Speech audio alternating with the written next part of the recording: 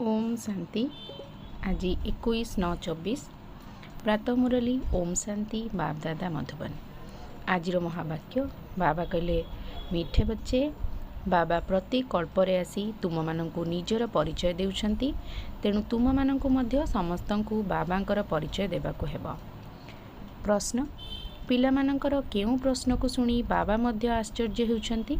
उत्तर, पिला माने कहउछंती, बाबा आपणकर परिचय देवा बहुत कष्टकर, आमे आपणकर परिचय किपरि देबु? एही भली प्रश्न को सुनी बाबा को मध्य आश्चर्य लागुची।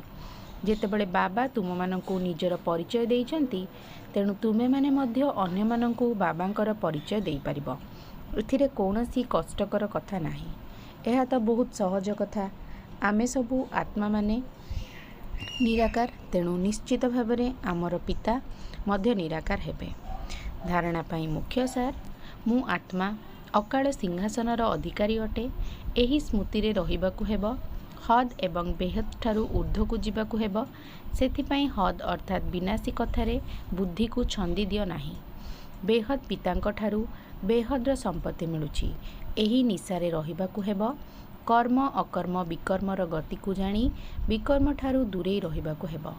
पाठ पढ़ा समय रे कर्म धंदा ठारू बुद्धि को मुक्त रखिबाकु हेबो। आजिर वरदान, श्रीमत रूपी लगाम को टाइट करी मन को बसीभूत करी रखुथुबा बालक तथा मालिक भव।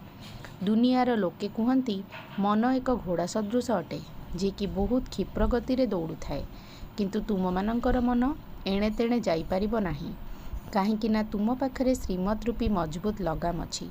जेतेबेले तुमर मन बुद्धि रास्ता कड़र दृश्य गुड़ी को देखिबारे लागि पड़ती, सेतेबेले श्रीमत रूपी लगाम ढिला होई जिबा कारणरू मन चंचल होई जाए। सेथिपाई जेतेबेले भी कोनोसी कथा आसुची मन चंचल होई जाउची, सेतेबेले श्रीमत रूपी लगाम को टाइट करि दियो, तेबे लक्ष्य स्थल रे पहुंची जिवो।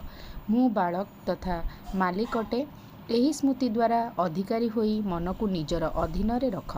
आजिर स्लोगान, सर्वदा एही निश्चय रहू जे जहाँ सबु हेउची ताहा भल हेउची एवं जहाँ हेबाकु जाउची ताहा आहुरी अधिक भल, ताहेले अचल अटल रही पारिबो। ओम शांति।